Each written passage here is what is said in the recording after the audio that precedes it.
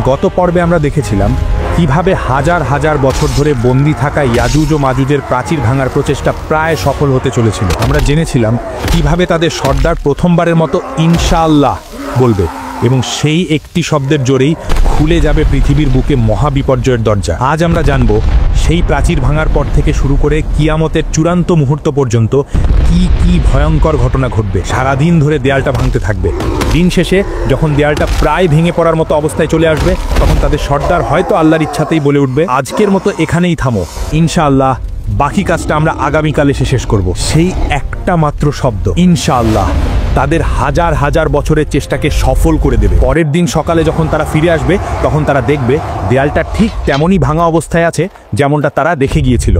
এরপর তারা এক ধাক্কাতেই সেই দেয়ালটা ভেঙে ফেলবে এবং কোটি কোটি ইয়াজুজ ও মাজুজ বন্যার পানির মতো তীব্র গতিতে সারা পৃথিবীতে ছড়িয়ে পড়বে। তাদের আগমনের সাথে সাথেই পৃথিবীতে শুরু হবে এক চরম বিপর্যয়, এক ভয়ঙ্কর দৃশ্য। যখন তারা উঁচু ভূমি থেকে দল বেঁধে নামতে থাকবে, তখন মনে হবে যেন পাহাড়ের উপর থেকে এক বিশাল কালো সমুদ্রের ঢেউ নেমে আসছে। তাদের চিৎকার আর পায়ের শব্দে মাটি কাঁপতে থাকবে। তারা তাদের যাত্রাপথে যা কিছু পাবে সব কিছু ধ্বংস করে দেবে। সবুজ ফসলের মাঠ তাদের পায়ের নিচে পিষে ধুলোয় মিশে যাবে। ফলের বাগানগুলো তারা উপড়ে ফেলবে। শহরের পর শহর তারা জ্বালিয়ে পুড়িয়ে ছারখার করে দেবে। যখন তারা জেরুজালেমের তাবেরিয়া লেকের পাশ দিয়ে যাবে, তখন তাদের প্রথম দলটি সেই লেকের সমস্ত পানি পান করে শেষ করে ফেলবে। লেকটি একদম শুকিয়ে মরুভূমির মতো হয়ে যাবে। কিছুক্ষণ পর যখন তাদের শেষ দলটি সেই শুকনো জায়গার পাশ দিয়ে যাবে, তখন তারা একে অপরকে বলবে, হয়তো কোনো এক সময় এখানে পানি ছিল। পৃথিবীর মানুষ ভয়ে আতঙ্কে দিশাহারা হয়ে যাবে। তারা নিজেদের ঘর বাড়ি ছেড়ে পাহাড়ের গুহায় এবং জঙ্গলে গিয়ে আশ্রয় নেওয়ার জন্য ছুটতে থাকবে। কিন্তু ইয়াজুজ ও মাজুজের হাত থেকে পালানো প্রায় অসম্ভব হবে।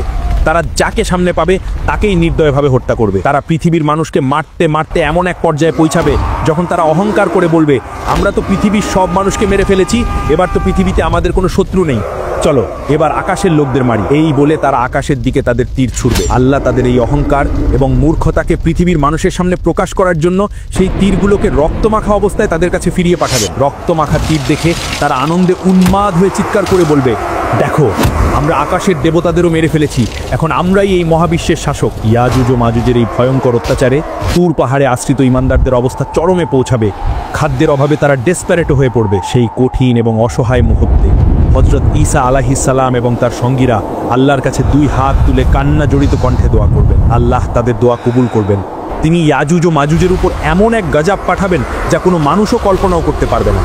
তিনি কোনো বিশাল সেনাবাহিনী বা ভয়ঙ্কর ঝড়ও পাঠাবেন না। আল্লাহ তাদের ঘাড়ে নাগাফ নামের এক ধরনের পোকা পাঠিয়ে দেবেন, যা দেখতে পঙ্গপালের মতো হবে। সেই পোকাগুলো রাতের অন্ধকারে ইয়াজুজ ও মাজুজের ঘাড়ের মধ্যে ঢুকে তাদের শরীরকে ভিতর থেকে খাওয়া শুরু করবে। কোটি কোটি ইয়াজুজ ও মাজুজ, যারা একটু আগেও নিজেদেরকে পৃথিবীর শাসক বলে দাবি করছিল, তারা এই ছোট্ট পোকার আক্রমণে এক মুহূর্তের মধ্যে পোকা মাকড়ের মতো ছটফট করতে করতে মারা যাবে। এক রাতের মধ্যেই তাদের বিশাল বাহিনীর একজনও জীবিত থাকবে না। তারা সবাই একসাথে পচে গলে এমনভাবে মারা যাবে যে তাদের মরাদেহের দুর্গন্ধে পৃথিবীর বাতাসে নিঃশ্বাস নেওয়াটাই কঠিন হয়ে যাবে। সকালে যখন হযরত ঈসা আলাইহিস সালাম এবং তার সঙ্গীরা পাহাড় থেকে নিচে নেমে আসবেন, তখন তারা দেখবেন পৃথিবীর বুকে এক বিঘত জায়গাও খালি নেই যা ইয়াজুজ ও মাজুজের পচা গলা লাশে ভরে যায়নি। সেই অসহনীয় দুর্গন্ধে যখন পৃথিবীতে শ্বাস নেওয়াটাই কঠিন হয়ে যাবে, তখন হযরত ঈসা আলাইহিস সালাম আবার আল্লাহর কাছে দোয়া করবেন। আল্লাহ তখন উটের ঘরের মতো বিশাল বিশাল আকারের পাখি পাঠাবেন। সেই পাখিরা ইয়াজুজ ও মাজুজের কোটি কোটি লাশ তাদের শক্তিশালী ঠোঁট দিয়ে তুলে নিয়ে আল্লাহ যেখানে চাইবেন সেখানে ফেলে দিয়ে আসবে। যখন পৃথিবী লাশ মুক্ত হয়ে যাবে, কিন্তু তখনও বাতাসে দুর্গন্ধ আর মাটিতে তাদের রক্তের দাগ লেগে থাকবে, তখন আল্লাহ এমন এক রহমতের বৃষ্টি পাঠাবেন যা এর আগে কেউ কখনো দেখেনি। সেই প্রবল বৃষ্টি পৃথিবীর প্রতিটি কোণাকে, প্রতিটি ঘর বাড়ি, প্রতিটি অলিগলিকে এমনভাবে ধুয়ে মুছে দিবে যে পৃথিবীটা আবার আয়নার মতো পরিষ্কার এবং পবিত্র হয়ে যাবে। ইয়াজুজ ও মাজুজের ফিতনা শেষ হওয়ার পর হযরত ঈসা আলাইহিস সালামের নেতৃত্বে পৃথিবীতে শুরু হবে সেই আসল শান্তির যুগ, যাকে অনেক সময় সোনালী যুগ বলা হয়। আল্লাহ জমিনকে তার সকল বরকত ফিরিয়ে দেওয়ার জন্য আদেশ করবেন। জমিন তার সকল প্রকার ফল ফসল এমনভাবে উগড়ে দেবে যে একটিমাত্র ডালিম একদল লোক খেয়েও শেষ করতে পারবে না, এবং মানুষ তার খোসাকে ছাতা হিসেবে ব্যবহার করবে।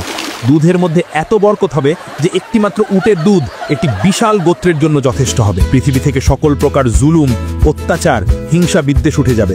মানুষের অন্তর এতটাই পরিষ্কার হয়ে যাবে যে একে অপরের প্রতি কোনো শত্রুতা থাকবে না। হাদিসে এসেছে সেই সময়ে বাঘ আর গরু একসাথে বিচরণ করবে।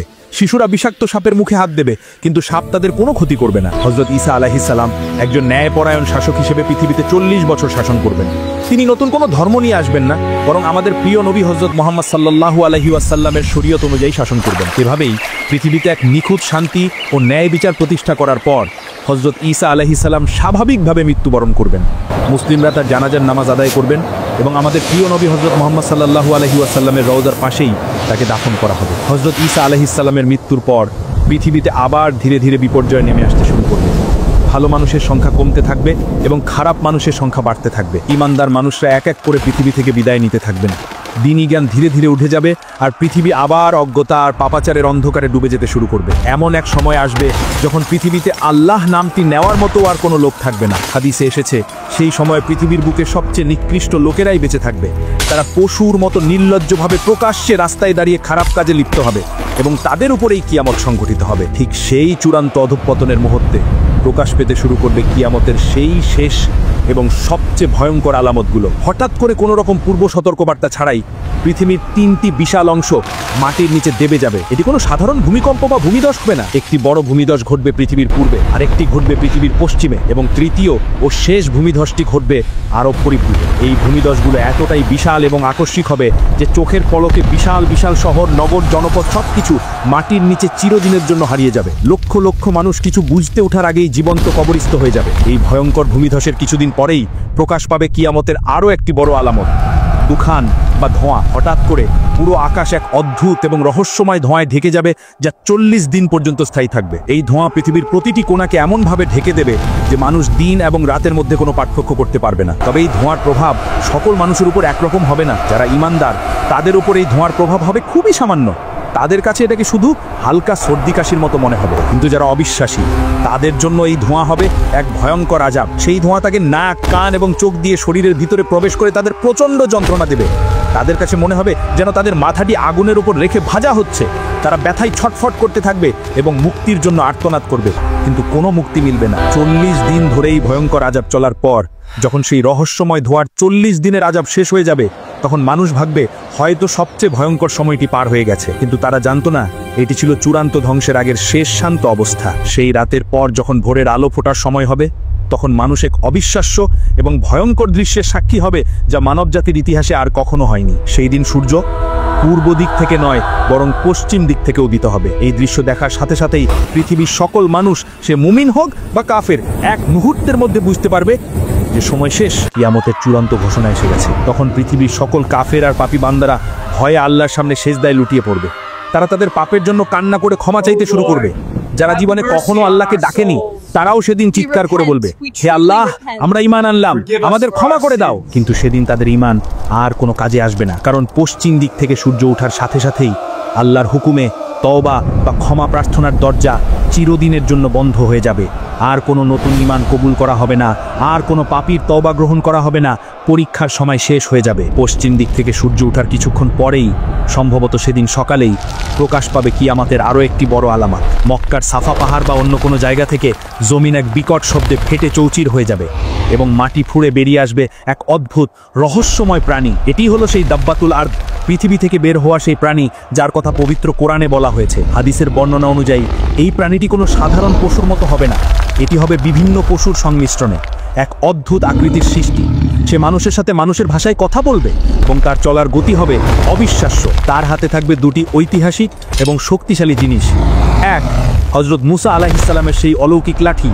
দুই, হযরত সুলাইমান আলাইহিস সালামের সেই বিখ্যাত আংটি। কাজের উদ্দেশ্য বোঝাতে স্পষ্ট এবং দাব্বাতুল আরদের কাজ হবে শাস্তি দেওয়া নয়, বরং চিহ্নিত করা। সে বিদ্যুৎ গতিতে সারা পৃথিবীতে ভ্রমণ করবে এবং প্রত্যেকটি মানুষের সামনে গিয়ে দাঁড়াবে। পৃথিবীর কোনো একজন মানুষও তার থেকে পালাতে বা লুকাতে পারবে না। যখন সে একজন ঈমানদার ব্যক্তির সামনে আসবে, তখন সে তার হাতে থাকা হযরত মুসা আলাইহিস সালামের লাঠি দিয়ে সেই ব্যক্তির চেহারা একটি চিহ্ন এঁকে দেবে।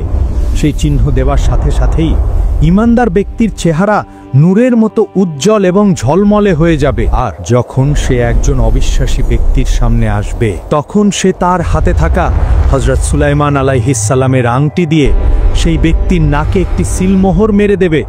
সেই চিহ্ন দেওয়ার সাথে সাথেই কাফিরের চেহারা ঘুটঘুটে কালো এবং কুৎসিত হয়ে যাবে। এভাবেই সে পৃথিবীর প্রথম থেকে শেষ পর্যন্ত আসা প্রত্যেকটি মানুষকে দুটি স্পষ্ট ভাগে ভাগ করে ফেলবে, মুমিন এবং কাফির। এই চূড়ান্ত বিভাজনের পর মানুষ আরও কিছুদিন পৃথিবীতে বেঁচে থাকবে, কিন্তু সেই জীবন হবে এক ভয়ঙ্কর মানসিক যন্ত্রণার। বাবা হবে মুমিন আর তার সন্তান হবে কাফির, স্বামী হবে জান্নাতি আর তার স্ত্রী হবে জাহান্নামী। কিন্তু এই অবস্থার পর কিয়ামতের আর কি বাকি থাকবে? কিভাবে ইয়ামেন থেকে একটি আগুন বেরিয়ে এসে সকল মানুষকে হাসরের মাঠের দিকে তাড়িয়ে নিয়ে যাবে? আর কিভাবেই বা হযরত ইসরাফিল আলাইহিস সালামের সেই প্রথম ফুৎকারের মাধ্যমে এই পৃথিবীর চূড়ান্ত ধ্বংস শুরু হবে? পৃথিবীর ইতিহাসের এই চূড়ান্ত অধ্যায় এখনো বাকি। জানতে হলে পরের পর্বে ফিরে আসুন। ভিডিওটি লাইক করুন, শেয়ার করুন আর পরবর্তী পর্বের জন্য চ্যানেলটি এখনই সাবস্ক্রাইব করুন।